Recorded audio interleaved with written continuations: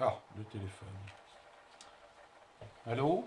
Oui, madame, bonjour. Secrétariat du professeur Brebru. Tout à fait, madame. Non, madame, je vous le confirme, le coronavirus n'est pas transmissible par les vidéos du professeur Brebru. Oui, tout à fait, c'est garanti. Oui. Non, madame, les MST non plus. Oui, c'est garanti aussi. Merci, bonne journée, au revoir. Bien, mes chers étudiants, bonjour. Et aujourd'hui, nous allons attaquer un exercice sur le célèbre théorème de Liouville, qui se résume en disant qu'une fonction entière, c'est-à-dire une fonction analytique sur C tout entier, si elle est bornée, elle est constante. Alors il existe évidemment plein de démonstrations de ce résultat, et celle qu'on propose là se fait par la théorie de Cauchy, par une intégration le long de la C.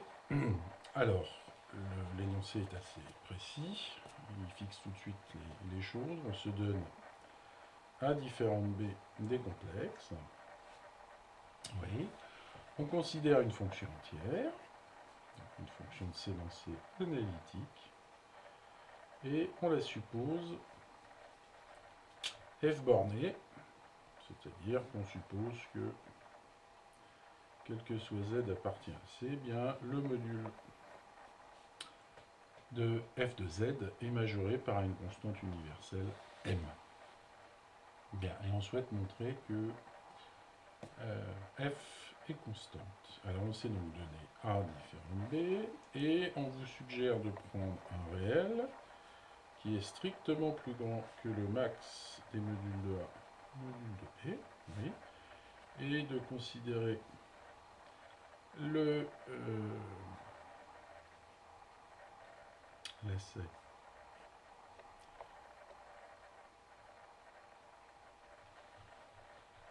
qui est donc le cercle de centre 0 de rayon R parcouru une fois dans le sens trigonométrique. Bon, l'intérêt d'avoir pris R plus grand que A et B, ici j'ai par exemple A ici et B là, et bien comme j'ai pris R plus grand que ce module, eh bien vous voyez que voilà gamma R, vous voyez que A et B n'appartiennent pas à gamma R. Bien, alors on va tout de suite dire quelque chose, on a déjà calculé ça plein de fois.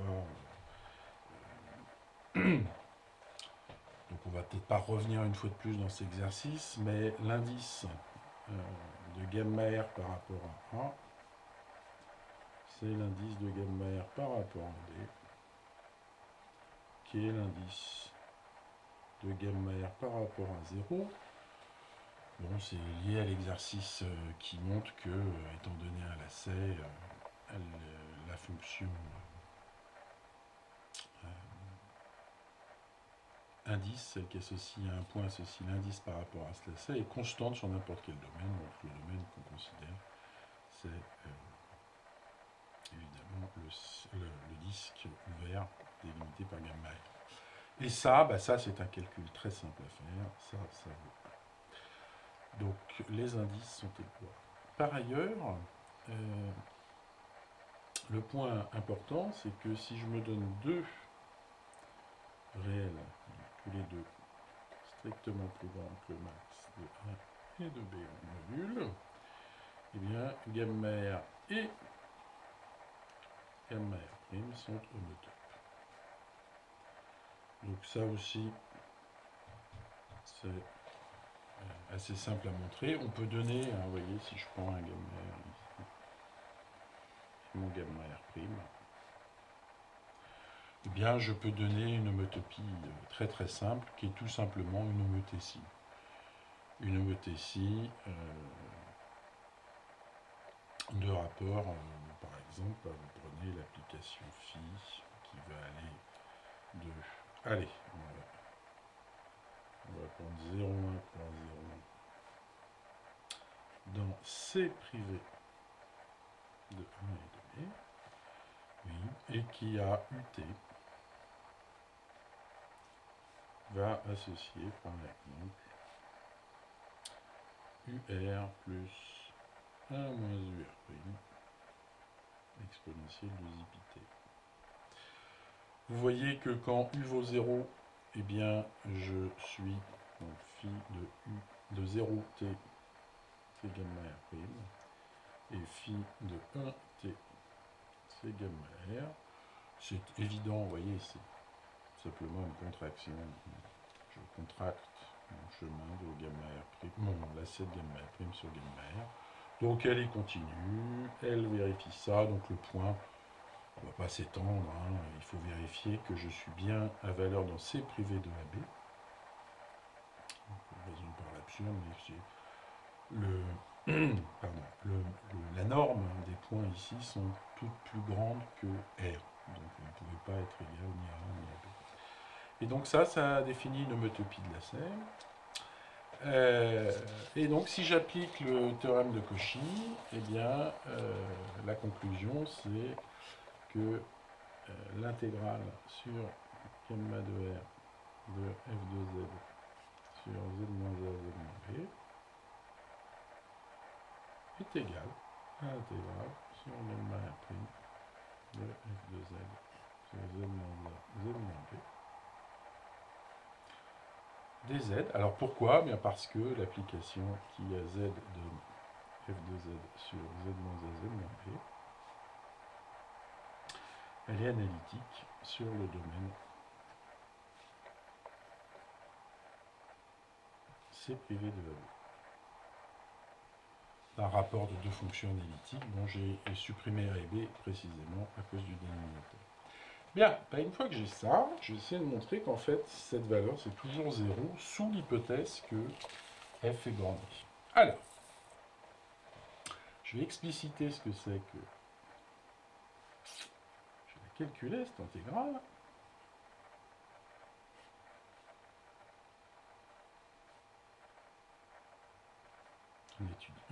En utilisant la définition de l'intégrale de long à Lasserre.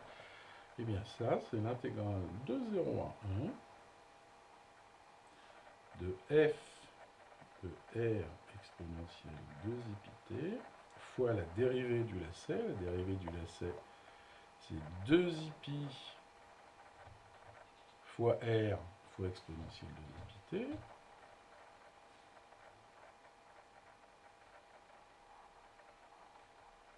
dt sur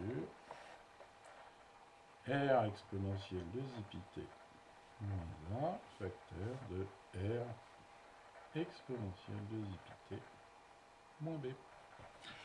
Et en fait, je vais montrer que ça, c'est majoré par quelque chose en R qui tend vers 0, quand R devient grand.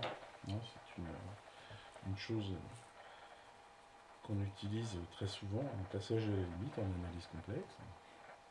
Donc, ce que je vais utiliser, bien, c'est que le module de l'intégrale, c'est majoré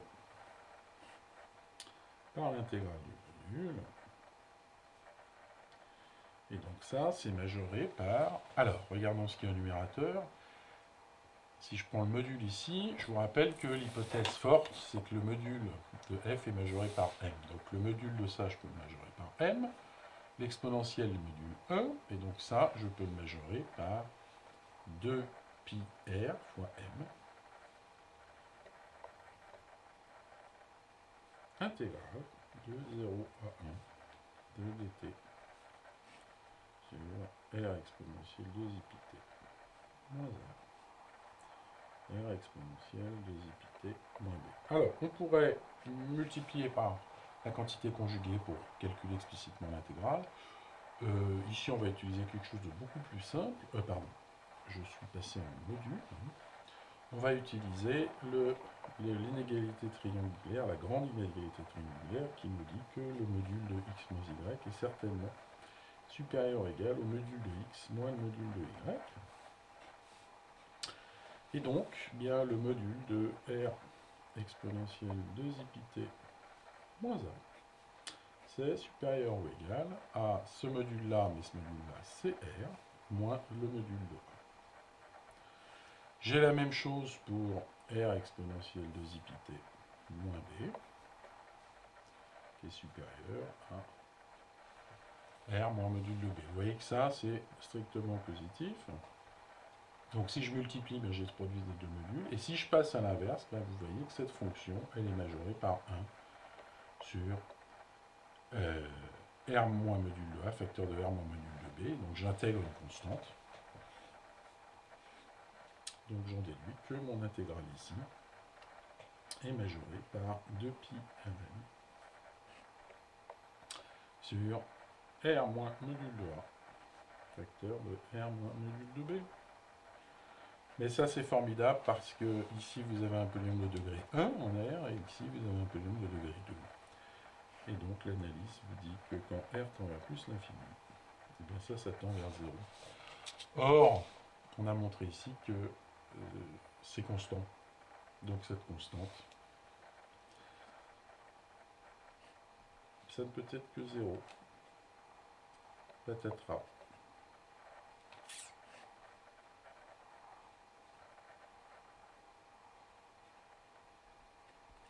Et bien c'est formidable. C'est formidable. Pourquoi? Parce que maintenant il suffit de faire une toute petite décomposition en éléments simples. 1 sur z-a, z-b. Eh bien ça va être 1 sur z-a. Et puis je vois 1 sur z-b. Donc si je fais la somme, ça ne va pas, il faut que je fasse la différence. Si je fais la différence, je vais avoir moins A moins B. Donc il faut que je divise par 1 sur 1 moins B. Et donc du coup, ça étant nul, j'utilise ma décomposition, et bien j'en déduis que alors 1 sur A moins B est non nul, donc je peux le supprimer, et donc il va me rester intégrale sur gamma de f de z sur z moins a dz est égal à l'intégrale sur gamma r de f de z sur z moins b dz. Seulement la théorie de Cauchy vous dit que ça c'est très exactement 2 pi fois l'indice de gamma r par rapport à 1 fois f de a. Et ça, c'est 2 pi fois l'indice de gamma r par rapport à b, de f de b. Donc ça, c'est le théorème, je ne sais plus combien, on peut les copier. Et eh bien, on a remarqué tout au début, hein, en utilisant la locale constance de cette application, que l'indice vaut 1. Donc je peux simplifier par 2 pi. Et donc, qu'est-ce que je viens de montrer? Je viens de montrer que f de a égale f de b. Seulement A et B, ils sont quelconques. Donc ça, c'est quel que soit A différent de B appartient ici. Et si vous avez ça, ça implique bien sûr que f égale constante. Et vous avez montré votre théorème de Liouville. Formidable. Bien, alors on passe à l'exercice suivant que j'ai intégré dans cette correction. Donc en application, je vais me donner deux fonctions entières. FG.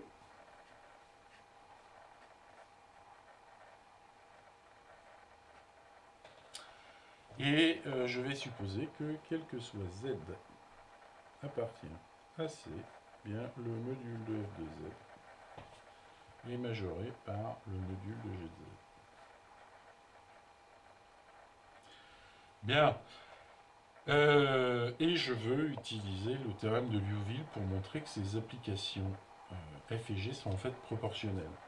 Alors, l'idée, elle est assez simple. L'idée, c'est d'introduire une fonction h de z en posant f de z sur g de z. Ouais. Pourquoi? Bien parce que ça sera de module plus petit que 1. Et l'espoir, c'est que ce soit une fonction entière. Et je pourrais immédiatement appliquer le théorème de Liouville qui va me dire que h est constante. Donc j'aurai bien f égale constante fois g. Seulement le problème, c'est que divisé par g de z, c'est éventuellement divisé par 0. Donc ça n'a de sens que si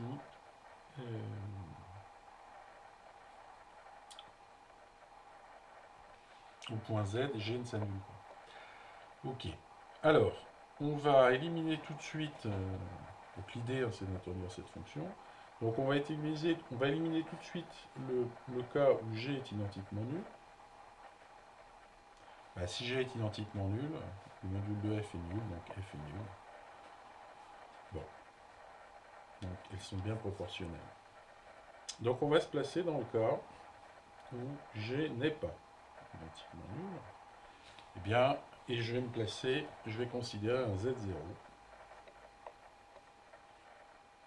Alors, cette fonction, partout où G ne s'annule pas, eh bien, elle est définie holomorphe, hein, ça, il n'y a pas de problème. Et donc, on va regarder ce qui se passe sur les points où la fonction G s'annule, pour voir si on ne peut quand même pas définir cette fonction. Alors, je vais me donner un Z0 appartient à C, tel que Z0 est égal à 0. Alors, je rappelle que le principe des zéros isolés,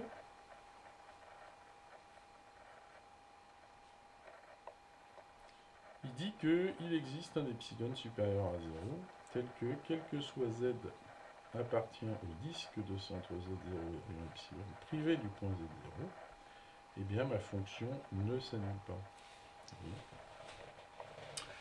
Elle est donc, vous voyez que la fonction f sur G est bien définie sur le disque privé du point Z0. Et nous, ce qu'on va essayer de montrer, c'est que H est défini sur ce disque privé de ce point. Et ce qu'on va essayer de montrer, c'est qu'on peut la prolonger par holomorphie, de manière holomorphe, de manière analytique en Z0. Et pour ça, eh bien, on va utiliser le fait que G n'est pas identiquement nul.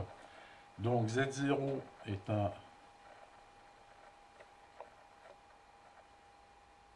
un zéro de G d'ordre fini, d'ordre petit k. Et donc ça, je vous rappelle que ça veut dire que vous pouvez écrire sur un certain voisinage, vous pouvez écrire que G de Z, c'est Z moins Z0 à la puissance K fois G1 de Z,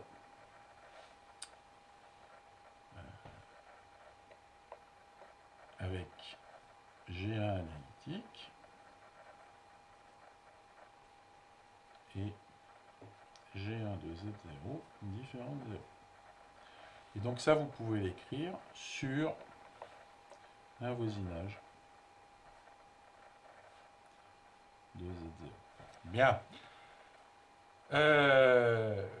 Et ben on peut faire la même chose pour F. F, elle peut ou non s'annuler. En fait, F va très certainement s'annuler. Pourquoi? Bien parce que, à cause de cette inégalité.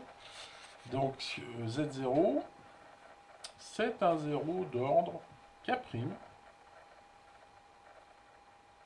Un 0 de F d'ordre K', si bien que je peux écrire F de Z égale Z moins Z0. Donc, oui. Z moins Z0 à la puissance K' fois F1 de Z avec F1 analytique et F1 de Z0 différent de 0. Bien, eh bien, je vais étudier ma différence.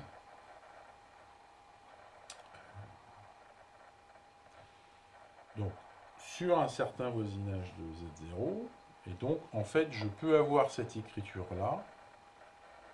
Il existe un alpha strictement supérieur à 0. Je fais l'intersection des voisinages. Il existe une boule centrée en Z0, c'est-à-dire un disque. Donc il existe alpha tel que, quel que soit Z, appartient au disque de centre Z0 derrière alpha. Eh bien, j'ai ces deux égalités. Et ça, je veux que ce soit dans mon disque, ici. Bien. Eh bien, je vais regarder ce qui se passe pour Z différent de Z0. Bien, H de Z existe bien. C'est F de Z sur G de Z.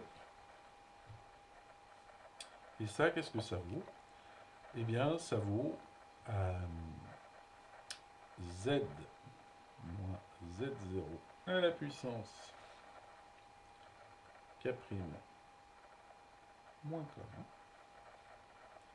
fe de z sur g1 de z.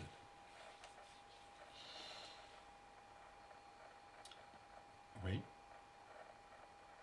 Bon, mais ça, un rapport de deux fonctions qui sont analytiques sur tout le disque. Oui, sur le petit disque ici. Ouais. Ok, et en plus, bien, elle ne s'annule pas en Z0, c'est-à-dire que la limite quand Z tend vers Z0 de F1 de Z sur G1 de Z, ben, c'est exactement la valeur. Et ça, c'est un complexe. Oui. Maintenant, je vous rappelle que eh bien, le module de F de Z est plus petit que le module de G de Z. C'est-à-dire que le module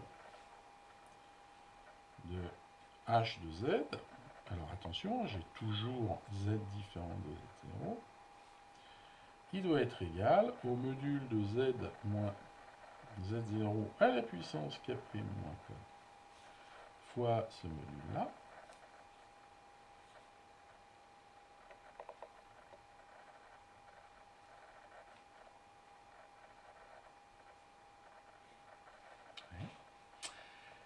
Et ça, c'est plus petit que 1.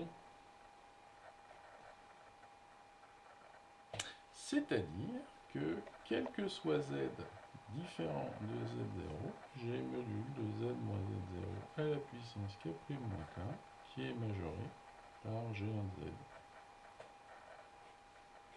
sur F1 de Z. Ouais.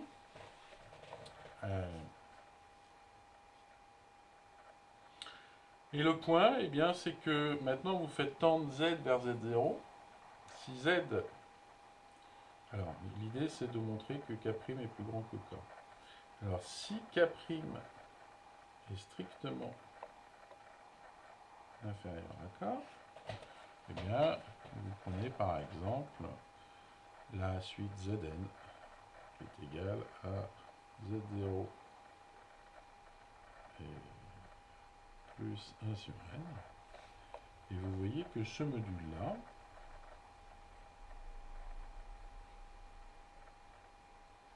bien, il est égal à 1 sur n à la puissance K' moins K, mais ça, puisque vous avez pris K' plus petit que K, ben c'est négatif, donc ça tend vers plus l'infini. Vous voyez, quand n tend vers plus l'infini. Or, la limite de G1 de 1 sur n plus Z0 sur F1 de 1 sur n plus Z0, ben elle va être égale à 1 sur lambda. Donc ça va être très difficile de continuer à avoir ça. Conclusion, ben vous venez de montrer que l'ordre du 0 de F est certainement supérieur ou égal à K. Oui. Bon, ben ça c'est génial parce que ça veut dire que quel que soit Z différent de Z0 dans mon disque, eh bien j'ai H de Z qui est égal à Z moins Z0 à la puissance K' moins K fois F1 de Z sur G1 de Z. Mais ça c'est analytique sur dz0 alpha, mais ça l'est aussi. Parce que c'est une puissance positive. Bien, du coup, vous venez de montrer que H se prolonge en Z0 en une fonction analytique. Bien, maintenant, si vous n'êtes pas, on va être tout à fait rigoureux, si vous n'êtes pas si Z0 appartient à C est tel que G de Z0 non nul, eh bien, par continuité, il existe un epsilon supérieur à 0, tel que quel que soit Z appartient. Au disque de centre Z0 et de rayon epsilon, vous avez Gz non nul. Oui. Et donc H est analytique.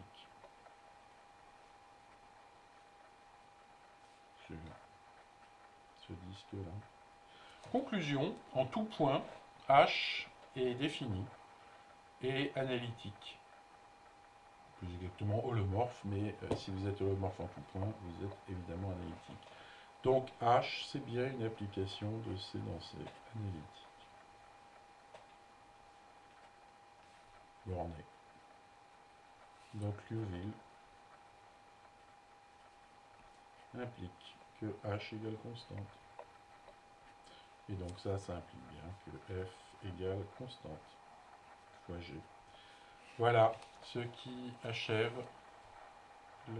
l'exercice et son application. Je vous remercie de votre attention et merci de vos nombreux messages de soutien. Je vois que vous êtes de plus en plus nombreux à venir sur la chaîne YouTube. Hier, on comptait environ 150 000 vues sur la dernière vidéo. J'ai déjà 14 millions d'abonnés et je ne compte plus les messages de soutien et de tous les mails que je reçois. Fort heureusement, la poste ne fonctionne plus. Et donc, je ne reçois pas de courrier à trier, auquel cas je ne répondrai pas. Mais je suis assailli de messages, notamment d'admiratrices, qui ne font pas partie du collège de mes étudiants et qui me disent « Mais professeur Brebrul, vous avez l'air tellement séduisant, envoyez-nous des photos de vous, etc. » Je leur dis « Non, non, non, le coronavirus ne passera pas par moi. » Voilà, allez, quelques plaisanteries font toujours du bien. J'espère que votre morale se porte bien. N'hésitez pas à, évidemment, si vous souhaitez travailler, n'hésitez pas à vous appeler pour discuter ensemble. N'hésitez pas à m'envoyer des mails ou même des vidéos si vous avez des smartphones et que vous faites un exercice et vous bloquez, vous m'envoyez une vidéo. Vous m'expliquez le truc, ça sera beaucoup plus simple. Voilà. Mes meilleurs sentiments vous accompagnent et je vous dis à très bientôt.